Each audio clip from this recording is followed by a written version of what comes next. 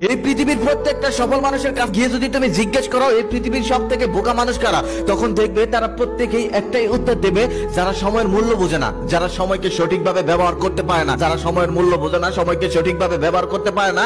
তাদের বাবার বা তাদের কাছে যত টাকাই থাক না কেন, তারা সেই টাকাকে ধরে রাখতে পারবে না। একদিন তারা দেউলিয়া হয়ে যাবে। এক গ্রামে এক বাবা আর ছেলে বাস করত। বাবা ছিল ব্যবসায়ী।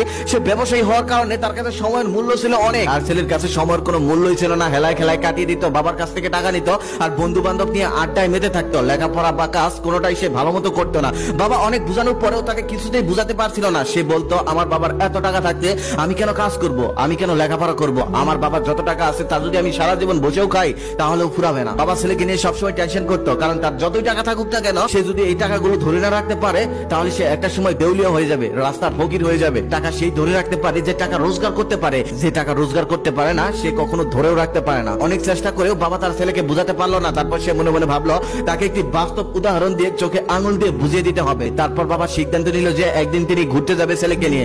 ছেলেকে বললেন, আর গাড়ি করে তারা ঘুরতে বের হলেন একটা পার্কের উদ্দেশ্যে। সেই পার্কের সামনে যেতেই দেখলেন তিনজন ফকির ভিক্ষে করতেছে। তারপর সেই তিনজন ফকিরের সামনে গিয়ে তিনজন ফকিরকে 1,00,000 করে টাকা দিয়ে দিলেন। 1,00,000 করে টাকা পেয়ে ফকিররা খুশিতে আত্মহারা হয়ে গেল।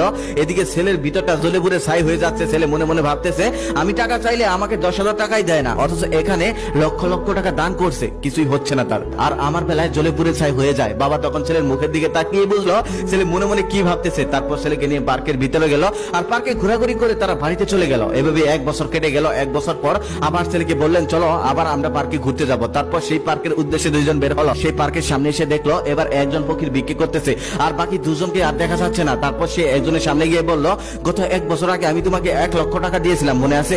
লোকটা তখন বলল, হ্যাঁ আমার মনে আছে, আপনি আমাকে 1,00,000 টাকা দিয়েছেন। তখন লোকটা বলল, আমি তোমাকে 1,00,000 টাকা দেওয়ার পরেও তুমি আজও কোনো ভিক্ষা করতেছ? লোকটা তখন বলল, আমি ভুল করেছি, আর ভুলের কারণে আজও আমাকে ভিক্ষে করতে হচ্ছে। আপনি যখন আমাকে 1,00,000 টাকা দিয়েছিলেন তখন আমি এতটাই খুশি হয়েছিলাম যে আমি অনেক টাকার মালিক হয়ে গেছি। তারপর আমি ভাবলাম এই টাকা আমার কখনোই শেষ হবে না। তারপর থেকে আমি আর কখনোই ভিক্ষে করিনি।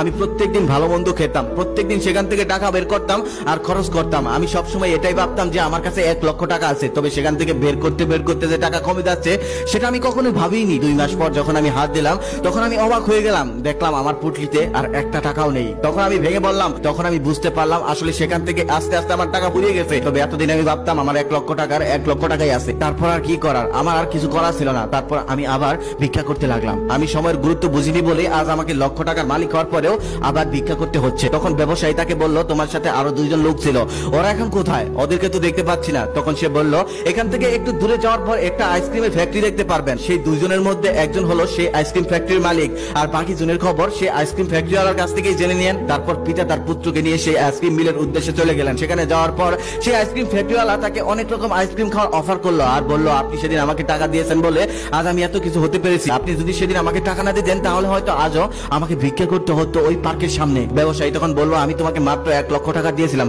সেই 1,00,000 টাকা থেকে তুমি এত বড় বিজনেস কি করে দাঁড় করালে? আইসক্রিম ফ্যাক্টরির মালিক তখন বলেন, আপনি আমাকে যে টাকাটা দিয়েছিলেন সেটা আমি টাকা হিসেবে নয়, সেটা আমি একটা সুযোগ হিসেবে নিয়েছিলাম। আপনি আমাকে যে টাকা দিয়েছিলেন সেটা দিয়ে আমি একটা ব্যবসা শুরু করি, আর সেই ব্যবসা থেকে আজ আমি অনেক বড় হয়েছি, সমাজে প্রতিষ্ঠিত হয়েছি। আজ কারো কাছে আর আমার হাত পাততে হয় না। স্ত্রী সন্তান নিয়ে আমি অনেক সুখে আছি, শান্তিতে আছি। ব্যবসায়ী তখন তাকে বলল, তোমাদের মধ্যে যে লম্বা করে একটা লোক ছিল সে এখন কোথায়? তাকে তো দেখতে পারলাম না। আইসক্রিম ফ্যাক্টরির মালিক তখন বলেন, আপনি যেদিন আমাদেরকে 1,00,000 করে টাকা দিয়েছিলেন সেদিন আমরা অনেক খুশি হয়েছিলাম। আমরা 2জন যে যার বাড়ি চলে যাই। তবে সে আর তার বাড়ি যায়নি, সে চলে গিয়েছিল একটা জুয়ার আসরে, আর সেখানে গিয়ে কিছুক্ষণের মধ্যেই 1,00,000 টাকা হেরে যায়। 1,00,000 টাকা হেরে যাওয়ার পর তার মাথা খারাপ হয়ে যায়। তারপর বাড়িতে গিয়ে স্ত্রীকে শুধু মারধর করে, আর মারধর করার কারণে স্ত্রী সেখানেই মারা যায়। তারপর তাকে পুলিশ নিয়ে যায়, আর তার মৃত্যুদণ্ড হয় স্ত্রীকে হত্যা করার কারণে। তারপর ব্যবসায়ী তার ছেলেকে নিয়ে সেখান থেকে চলে আসে, আর গাড়িতে বসে বসে বলেন, দেখো বাবা, টাকা ইনকাম করার থেকে টাকা ধরে রাখাটা সব থেকে কঠিন।